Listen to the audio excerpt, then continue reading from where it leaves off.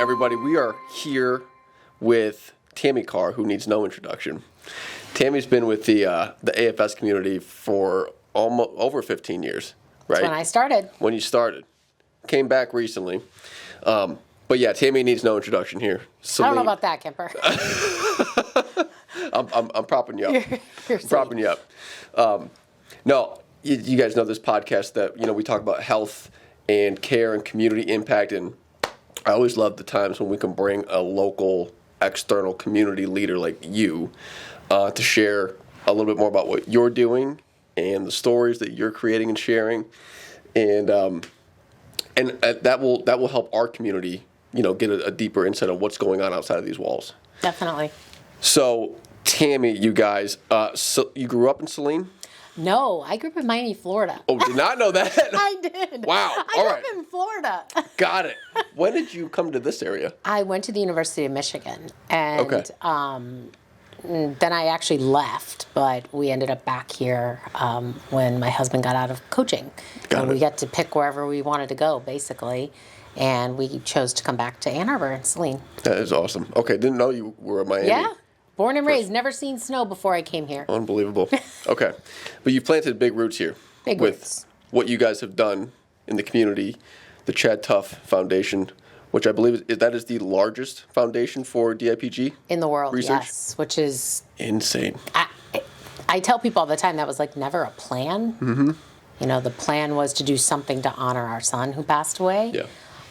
But obviously there was a need there, and so we've just kind of followed the need, and I say follow the bricks that are put in front of us to take each step, and that's what's happened. And now it's bigger than Chad. We have 45 family partners, so it's really turned into something Unbelievable. that we couldn't ever have expected. Yeah. Mm-hmm. That's where I think and I know you've told this story a number of times, but I am curious to hear how you went from that unimaginable reality to then using that energy to build something really impactful. Yeah. Can you just kind of take us through that story? For sure. Chad was diagnosed with DIPG 3 days before his 4th birthday. I'd never heard of that acronym before. Yeah, and explain, what is that? It's called diffuse intrinsic pontine glioma, and it's a brain tumor that basically impacts, for the most part, only children, and it's inside the pons, and it's diffuse, so it's not a solid tumor that can be removed. The pons is what controls your heart rate, your breathing, basically everything that keeps you alive. So it's integrated within all the healthy cells in the pons, which is why it is the hardest cancer to cure. And actually, it is the leading cause of cancer death in kids, which nobody knows about. Yes. I didn't know that. I mean, I had never heard what it was. But when Chad was diagnosed, I think initially it was a call to prayer for us. It was like, we need people to hear about this and know about this and pray for Chad. What transpired as time went on was that we realized there was a desperate need around this disease that was killing more kids than any disease in cancer. And so we kind of formalized things, not based on what we initially expected, but based on the momentum and the support, really, throughout the community, Michigan, and beyond. I say that, it's hard for me to rationalize in my head that, over 60 years ago, Neil Armstrong's daughter was diagnosed with the same disease, and her protocol was virtually the same as Chad's. Like 60 some odd years later, we put him on the moon. How is that possible if this is killing more kids than any cancer?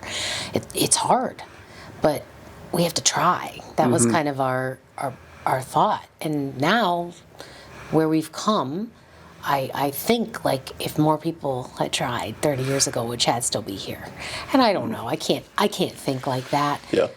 But this foundation. It was never going to, unfortunately, be enough to help Chad. But what we're doing is to help the kids that will come 30 years from now. Big time. Big time, yeah. I think it's really powerful when you can take grief and pain and loss and transform it into something that gives back to other people, which obviously it has in spades. And the organization has been around for how long? Well, Chad will be gone 10 years this year in November, which Wow. is kind of crazy to wrap your head around. It seems like an eternity, but it seems like a second at the same Yeah. time. It's Yeah. for a parent who's lost a kid, that's really, it's like a time warp. I don't even know how to really explain it. But, we started the foundation technically a year before that. But, so he'll be gone 10 years in November. That's incredible. And this was you and your husband that started it, correct?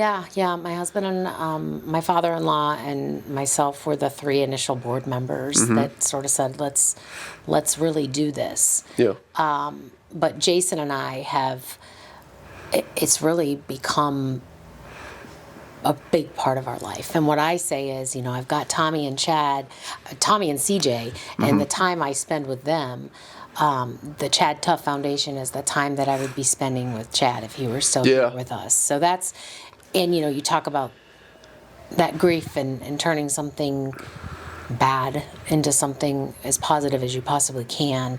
For me, it was a need, like initially. I needed to throw myself into something that felt like was going to make his life, worth something bigger. And so after he was gone, it was like everything to me. We realized as we moved forward that wasn't going to be sustainable long term. Grief is a roller coaster. And what I've seen with a lot of families, and was the same with me, is you're all in and then things ebb and flow. So the best thing I think we did was we looked at it in a sustainable way and said, how can we make this last? Once we realized there really was a need. So we formalized, and we have, initially I had to beg some of our own volunteers to become staff because they were doing it because they wanted to help, but we needed something that was more accountable and more business-like if we were going to make this last. And that's what's happened. So it's pretty amazing. Absolutely. Yeah, it's tough to do, to go from an emotional energy source to analytical, long-term, energy source, which is great because look at what happened 10 years later. And your team is now how big? We've got it's kind of crazy because we have a nurse navigator program. Where, oh, really? Yeah, we have nurses on staff who, any child that's diagnosed with this disease, they get a designated nurse to walk them through, and they live all over the country. No way. Yeah, so we built that in because, the foundation was built to support research, but we wanted to do something to help families. And we were never going to be the foundation that gave out gas cards, but when Chad was sick, it was like, get radiation, and then here's a website. You figure out what to do with your child. Right. And we were like, it was awful. My husband would spend hours up every night just researching. So what could we do? So that program really has been the thing that allows families to have a professional with them throughout the whole journey, and it's a free program. So, their staff, they live all over the country. We've got a community of, I say moms, really, that live in this area that work with us both full and part-time. And, I think that, like you said, you go from something that's emotional. If you want it to be sustainable, there needs to be a shift. It's still emotional, right? It's super emotional for me. So to be able to live it as everything was never going to be what was long-term for me. I'm in it every day. Certainly. But I am also not in all the weeds of the details because I have incredible people around me. Our CEO, Ann Friedholm, Leslie Hunley, our Director of Operations, that really can handle those things and allow me to do the things that I'm good at and feel like I'm honoring Chad by doing it. That's awesome. What's the title of the nurse that you brought on? It's the My DIPG Navigator program. The Navigator program. Yeah. Oh my God. So wildly important. And this is very proximal to me, given everything that's happened with Tyler. Yes. Our GM, and what he's gone through trying to navigate. It's awful. His journey. Health navigation in general is put on the patient, which is tough even if you're not in an emotional state. Correct. Amplified if you're completely distraught. So that is incredible. Yeah, and think about as a parent, Oh, You being told your child's given 9 to 12 months to live and then given No. a website to figure out Right. what to do for them. Unreal. Like, that was like unfathomable and the worst possible thing. Yeah. So the fact that we now have a program where, you know, they've got somebody to hold their hand, walk through, get them to a brain tumor board that we have established, connect them with the right trials, the right doctors, help them figure out, do I get the biopsy, do I not? Because you can be disqualified from trials based on something that you do in the first 3 days. Yeah. So it's the thing I'm most proud of. That is so incredible. Love that. Whose thought idea was that? Was it you, Jason? You know what? We have, in COVID, we actually came together with another family who had a foundation, the Michael Mosier Defeat DIPG Foundation. Okay. COVID kind of changed a lot of things for nonprofits. And our two families had been doing things together. They had not formalized as far as having staff. And when Jenny Mosier, Michael's mom, took a breather, it was like, whoa, to go back into that would be very difficult. And so we kind of made this decision to be more efficient working together. So we came together, and 4 parents that are the founders basically of the ChadTough Defeat DIPG Foundation now, we knew that if there was one thing we could do for families, that would be it.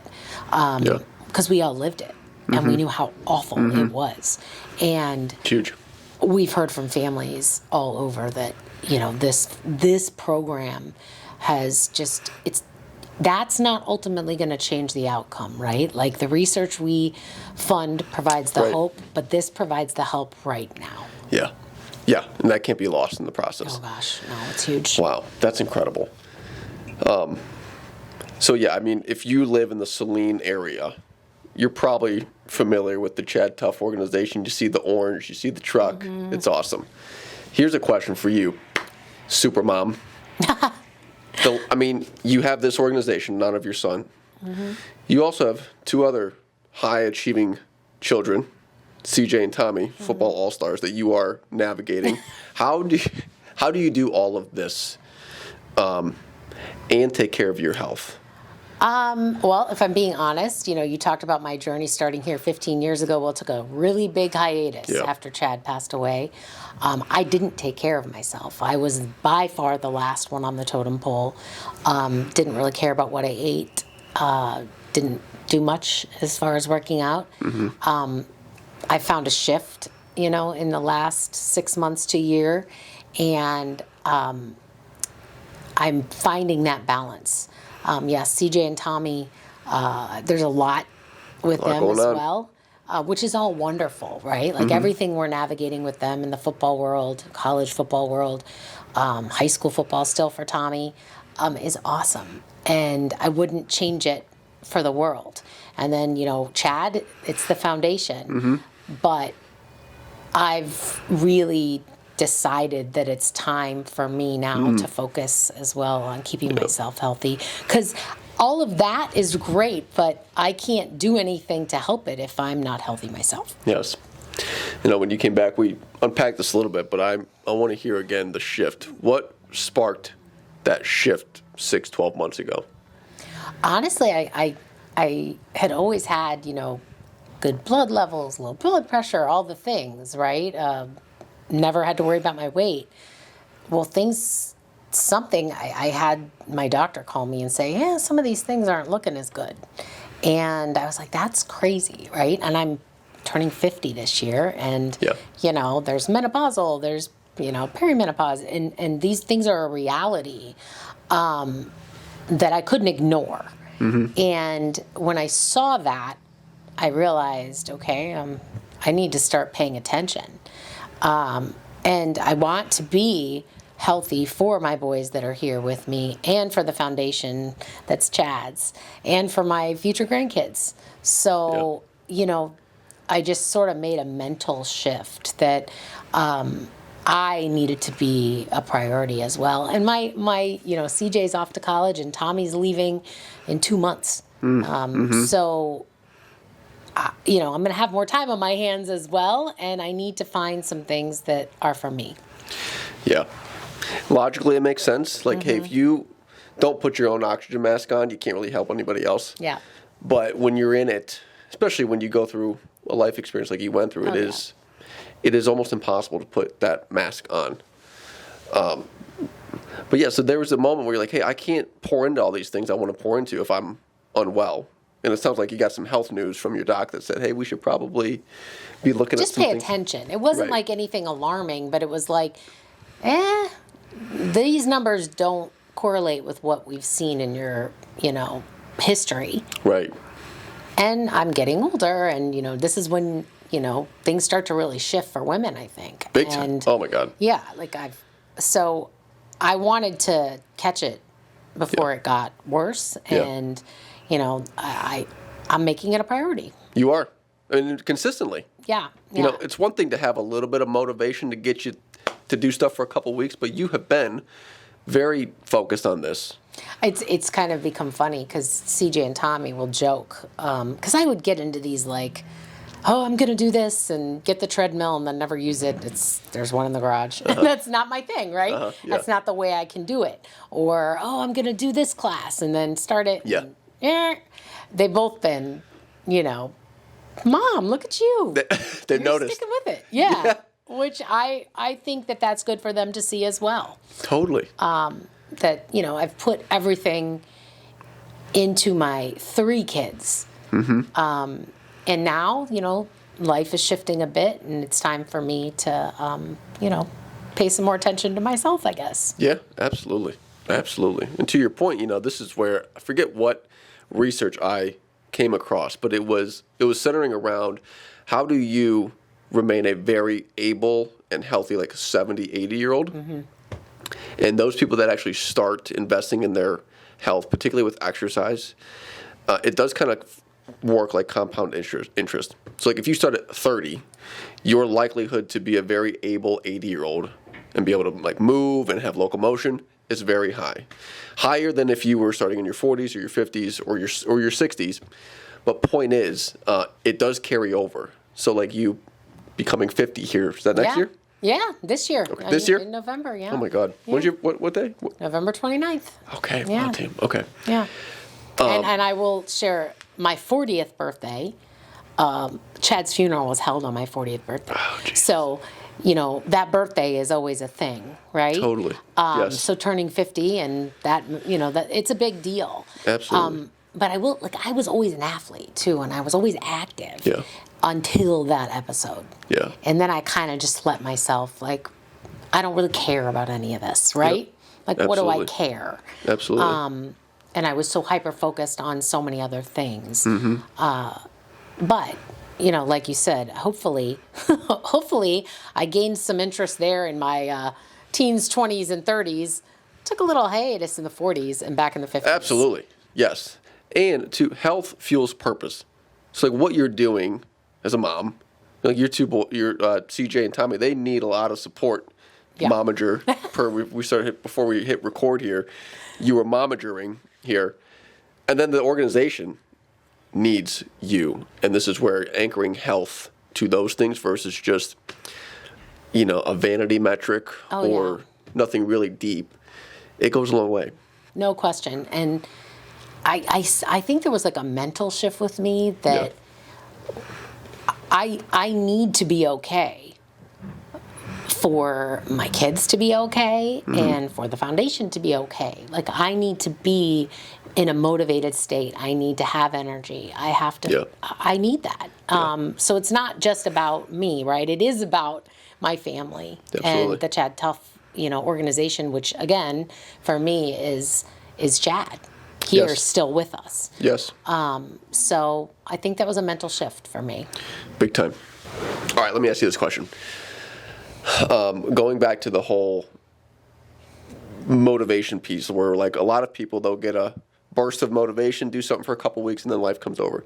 You have managed to continue this thing for some time. How has that shifted into a long-term sustainable habit versus, falling off?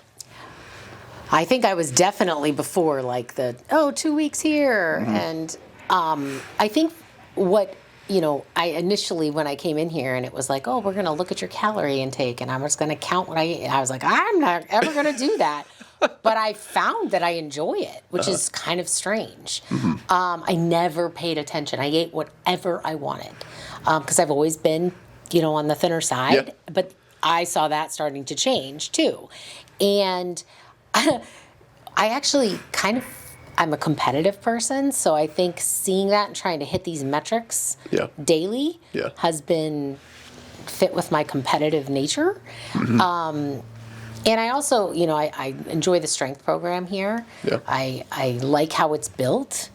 And I also don't come in here and my goal is not to kill myself every day, right? It's to be sustainable. And I think that was a shift too. I would do things in bursts and I couldn't walk for 6 days. And then, I think there's a way to do it in a way that is good for you and more consistent than burning yourself out quickly. Oh, I guess absolutely. for me, that's how it's worked, at least. Yeah, and here's the thing, especially for women that are going into this next stage of health, exercise intensity is definitely a lever that we need to monitor. It is not, 90 minutes of circuit training and plyometric stuff anymore. Yeah. It has to be a little bit more of an intentional, focused plan that is maybe more moderately intense. And, strength training, which has a whole host of research on women's health. So for you, it sounds like, you found a way to enjoy the process. Yeah, no question. And then I saw results, right? Like I've lost 15 pounds. I'm throwing that out there, right? Yeah, but yeah. I was like, wow, okay, so, and it wasn't difficult to integrate that in a few times a week and then to really consistently watch what I eat. I don't know. It has worked, and I'm hopeful and feel confident that I'll continue. That's awesome. Yeah, paint that picture for people that are watching, listening. When you look at Tammy's week from a health standpoint, what does it look like? What are you prioritizing during the week? I'm getting in here a couple times a week, doing something at home, 1 day a week maybe. So if I personally, for me, if I can do something 3 times a week, physically, and not that I'm not doing more than that sometimes, but that's my consistent base. Yeah. Then that feels good. And then really just the monitoring of what I'm putting inside my body, and I mean it, I never consider. I mean, French fries every meal, fine. It was I like them. Yeah. I don't care. Yeah. And I think that partially does go back to what I experienced, right? When Chad passed away, it was sort of me, I didn't care, right? Yeah. There was when you lose a kid, it's super hard, right? It's awful. And I didn't care if I was okay for a long time. Yeah. And I don't mean that as in but it just, so many things didn't seem important. Right. And my health really was one of those things to me. You gain a perspective that is healthy in some ways, but I don't think that part was healthy for me. Yeah. So I still have, a perspective on trying not to sweat the small things because I've been through big things. Yeah. But there's been that shift that, this is important. Big time. Big time, yeah. And here's the thing, I hope to never endure what you have endured. I don't right? want anybody to. And I don't want anybody to really understand. Correct. But it totally makes sense when something like that happens. Everything that was important or might seem important is no longer. But to be able to get yourself out of that stage and refocus and reprioritizing yourself is incredible. Here's the other thing I want to ask you, because it is challenging to do what you are doing, let alone the schedule you're doing it under. Meaning, example, you are traveling most weekends. Yes. Right? And running an organization. How do you overcome some of those challenges with your busy life to stay consistent? I think I've always actually been one who does better when I'm busy. Yeah.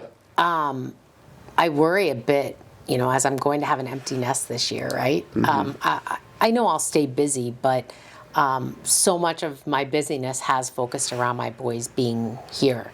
I'm still definitely involved, very involved with things that they're doing, that CJ's doing at Notre Dame.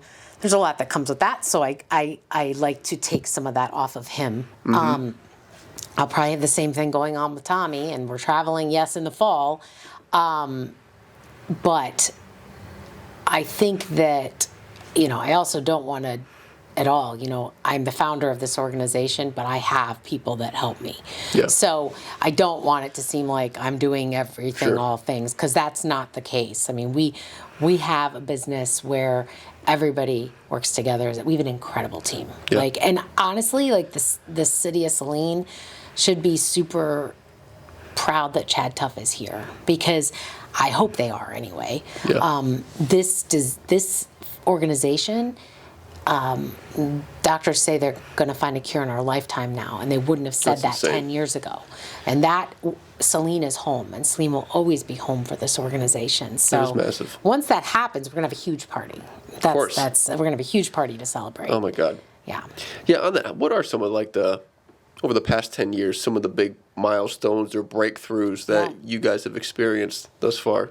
Well, I think there's one to highlight right off the bat that just recently happened. The FDA approved the first drug for DIPG, which is a huge deal. Yeah. I mean, there's only been 8 drugs approved long-term that are specifically for pediatric cancer. So think about that. Only. Incredible. That's crazy, right? They kind of take kids and treat them like with adult medicine. Yeah. And that's a problem in itself. But what's happened is, and this has worked with leukemia and neuroblastoma, for pediatric leukemia and neuroblastoma, you get that first thing that forms the foundation, and then what do you put with it? And it's a layering process. So we've got the first thing now. Huge. So if I use neuroblastoma as an example, 10 years ago, well, I should go back. 20 years ago, neuroblastoma was DIPG and virtually unsurvivable.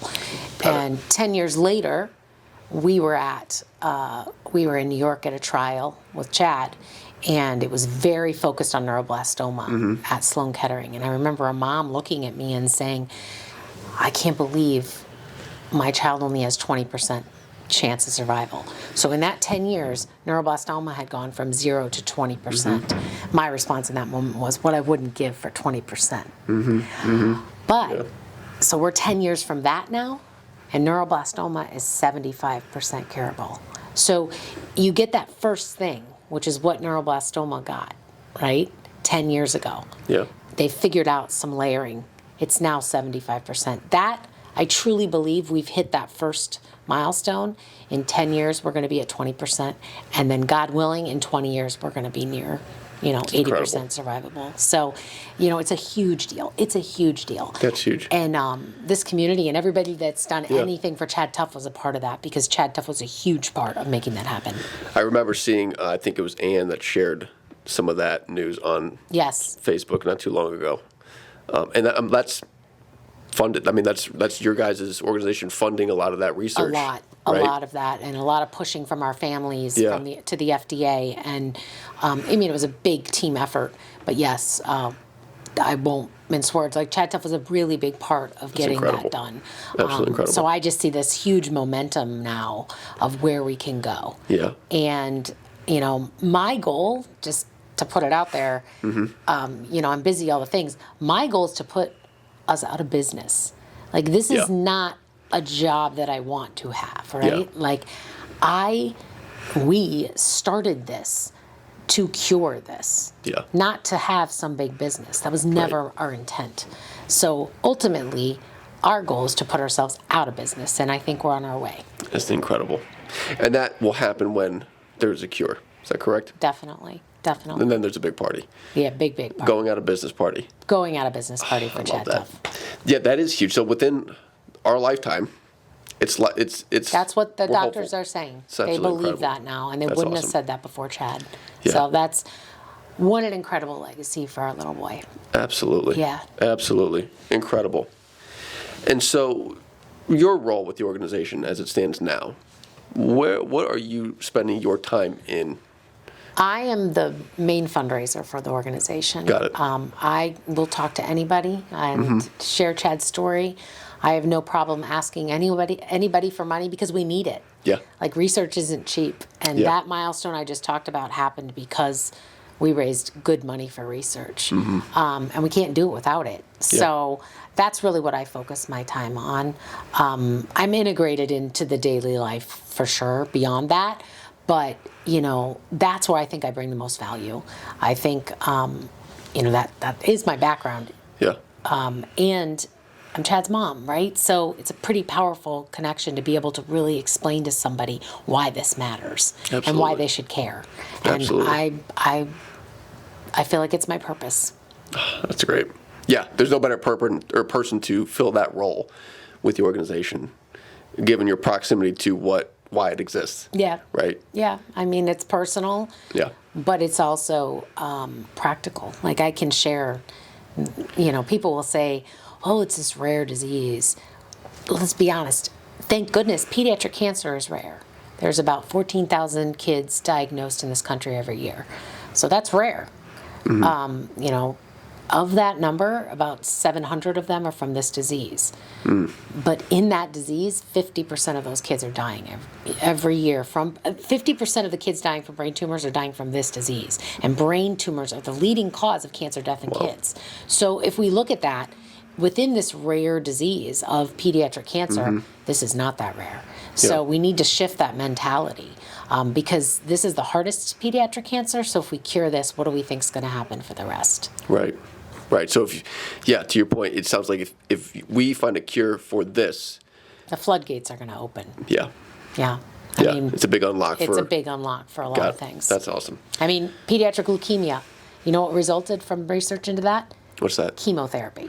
Wow. Okay. And that happened by researching pediatric leukemia. Sidney Farber developed chemotherapy, which is now impacting, and it's not great, right? And we don't love chemotherapy, but it saved lives. Yeah. For all cancers. Yeah. So that's what can happen. Unbelievable. When you focus on a rare pediatric disease. Right. Oh my God. And also in this podcast, when we link things to the show notes, we need to put, and we'll get this from you, your organization website and other maybe resources that our audience can learn more about. Our website has got tons of information. Okay. Definitely. You've probably had this conversation with a lot of people just on kind of like moving in a positive direction when life seems stagnant. So, like, for example, people that are listening and watching this, it's a lot of our members who you probably know, but a lot of people that are on the fence when it comes to making positive change, particularly around their health. But that could very much overlap when people are trying to change habits and behaviors when they've gone through a loss. Yeah. So I'm curious, if you have that person that's sitting here that's like, hey, Tammy, what should I do to move to this state? Or how can I impact my health? What are some words you would have for them? I think that it's okay to take baby steps. I mean, I think that's probably what I did, right? I would try these big, massive things that didn't work. So, just if you commit to making a shift, and I'll say this goes back to, even right after Chad passed away,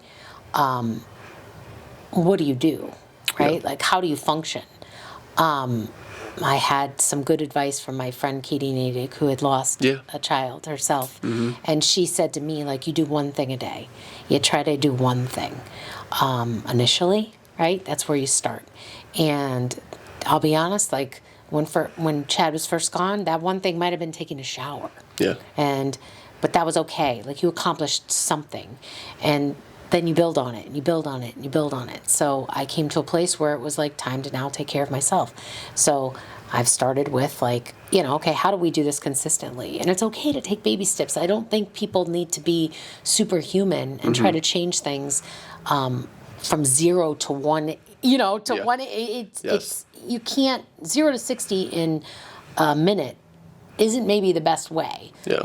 I personally think longer term consistency is more important than, immediate gratification and Makes results. sense. Yeah, that's hard. That's hard to accept in our world. Same day shipping. No question. Right? I think I definitely agree with that. You want to see immediate results. Yeah. But for your health, I don't know that is the most important way to look at it. Agreed. And you said something else really impactful. I think having a support system, like Katie, in that sense of having someone who's either been through the journey you're embarking on or has a different perspective or is just there for some support, having that human support can help add a little bit of, what's the word? Staying power with habit change. No, I totally agree with that. You know, from all perspectives of life, right? Yeah. Like I had support going through grief from people that understood it. I think that's important. But yeah, having, you know, when I come into the strength classes, right? Like having people there, I don't necessarily want to have conversations all the time, but I love that there are trainers in there that'll say, hey, you know, switch this up a little bit. They're just watching, right? And they just help you to modify. You know, having Chris talk to me about like, you know, goals and, you know, I think it's been really helpful to have that accountability. And I think in all facets of life, having accountability partners, whatever that means for you, is important. Big time. Tammy, you're a rock star. Thank you. Oh, thanks for having me. Thanks for sharing. Hey, listen, I will always share Chad's story. As you should, right? The world needs to hear it. I will shout it from any mountaintop available. Yeah, no, I think, you know, having someone that people can relate to, because again, you see people in here, they are mainly women that have kids. And they know what it's like to go through certain trials and tribulations. So, but your power of having immense adversity and getting back up to do something with it. I mean, there are not many people like you. Oh, you're sweet. So thank you for sharing. Thanks for having me, Kemper. Pleasure. And that's our show for today. Thank you so much for sticking around, watching, learning. If you extracted some value, please share this with your friends and family. You can also click the subscribe link. I believe if you're on the Spotifys and Apples and you're listening to this, there's a subscribe link at the bottom of the episode. If you're watching on YouTube, bottom right of this video, you can click subscribe to stay up to date on the latest episodes. Thank you again for joining us on this episode. And with that being said, be well, stay connected, and take care of your health.